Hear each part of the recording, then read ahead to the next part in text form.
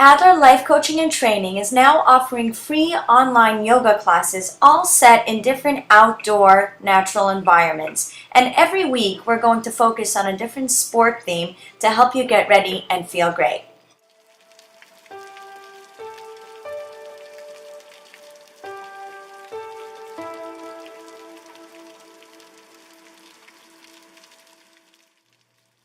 Inhale, reaching up into a nice long Tadasana. Reaching up and over into your half moon to your right side, making sure both shoulders are even, both hips are even.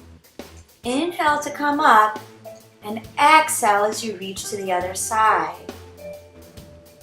Pressing that opposite hip, your right hip, all the way to the right as you reach up and over to the left.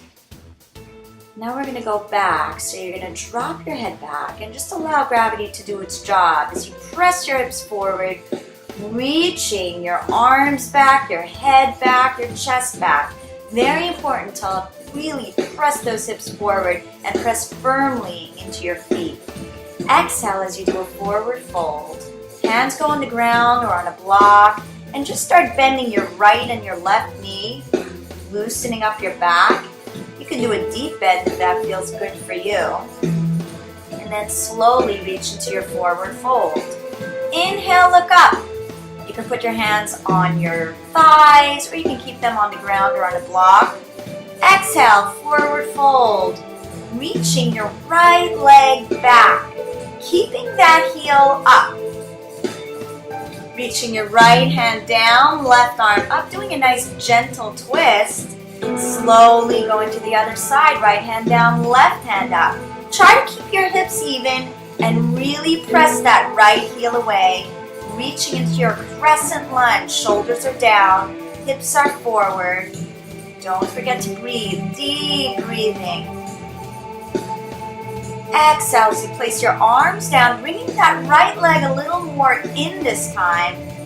Both legs are straight, and place your nose on your front leg. That would be your left leg now. You can clasp your hands behind your back and reach it all the way up and over. Wonderful stretch for your shoulders. Slowly reaching your legs into a Y stance and reach up and over into a flat back and just forward fold in between your two legs. Nice to hold onto your elbows and allow your head to fall in between your elbows. Just allow gravity to do its job. Now we're going to go into the other side. So set up your crescent lunge or your runner stretch.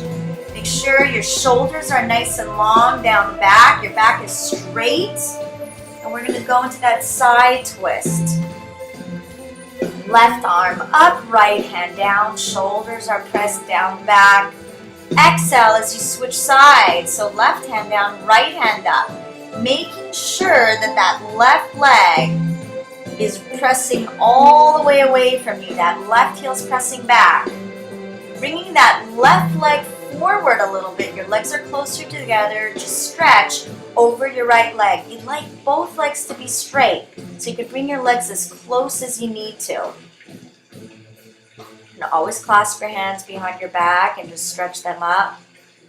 Now, going into a wide stance, you're going to reach your body over to the right leg, reaching your left hand up, your right hand up, going through center and then going over to the left leg, doing the same thing on the other side.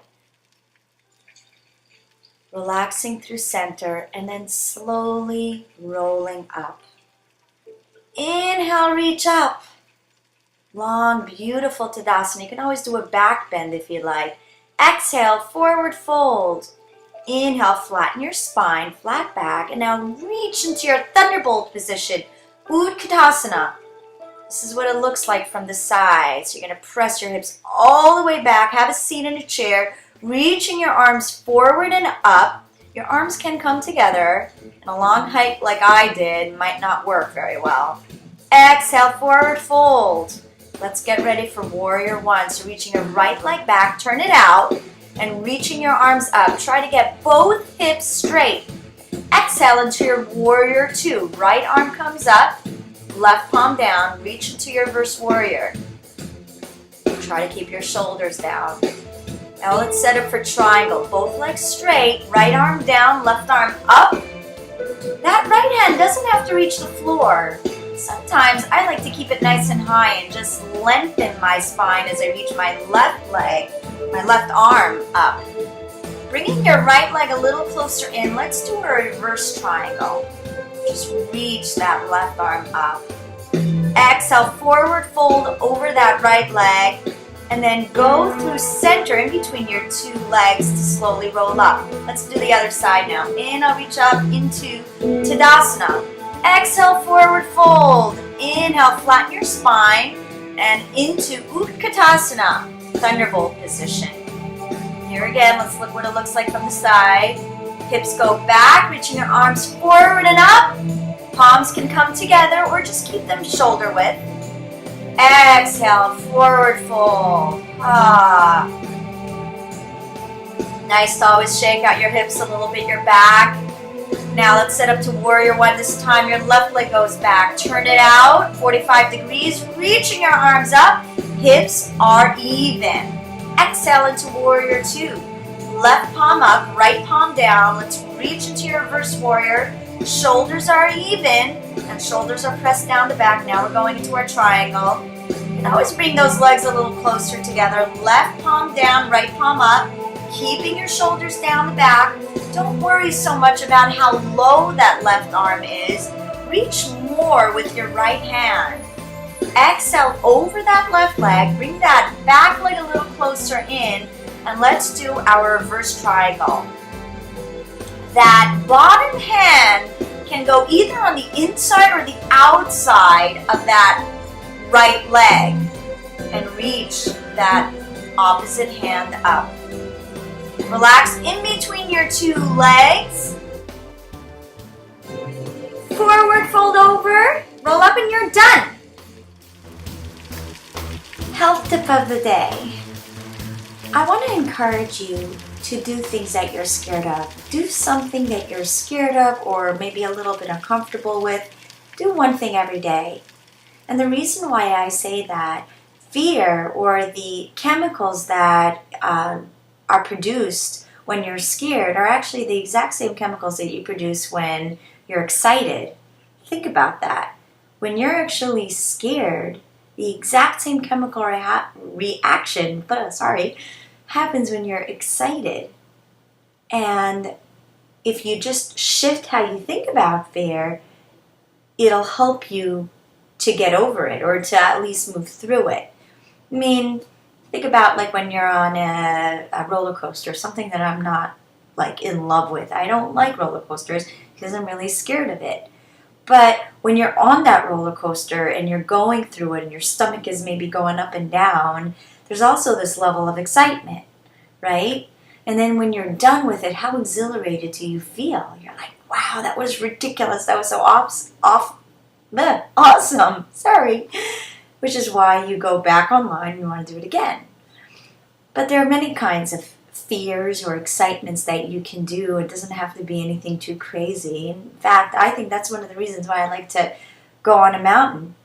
I'll never forget the first major mountain I did was Mount Shasta in Northern California. It's a big, beautiful Cascade Mountain. And it's a serious climb. It's the same level as Mount Rainier.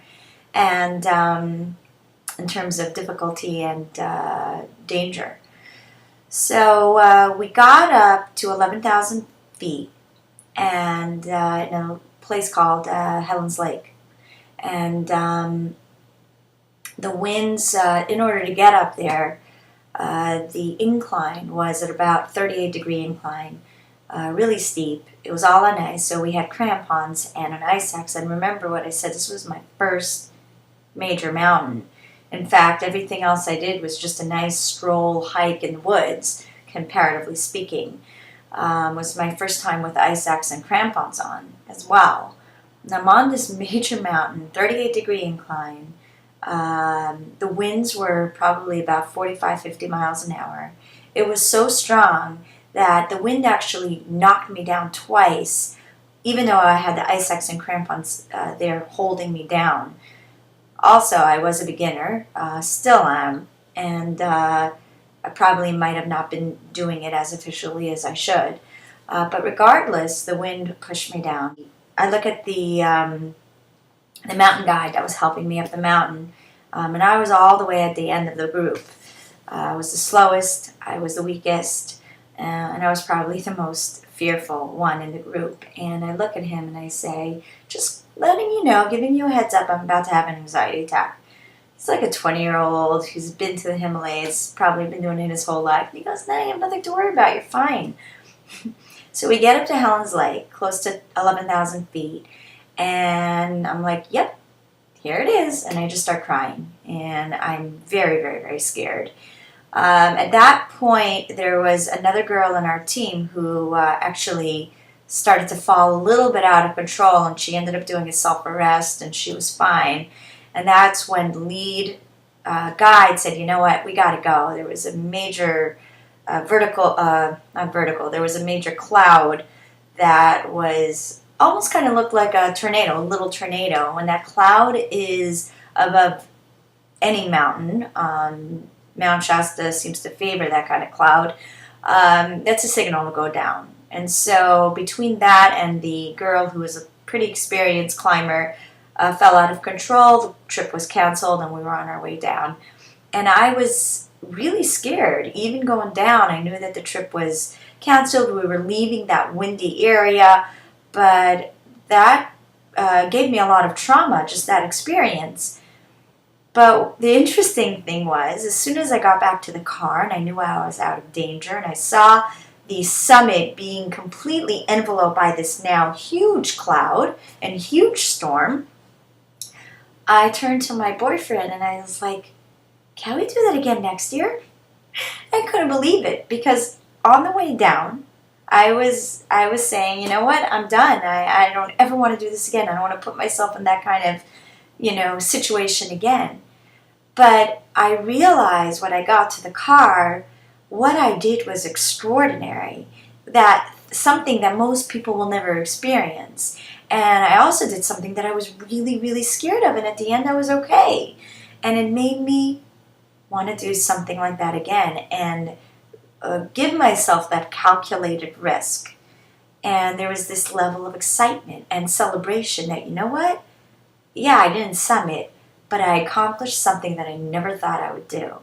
And there's something to be said about giving yourself that gift of doing something that you're scared of that will give you this level of excitement and help you realize how awesome you really are.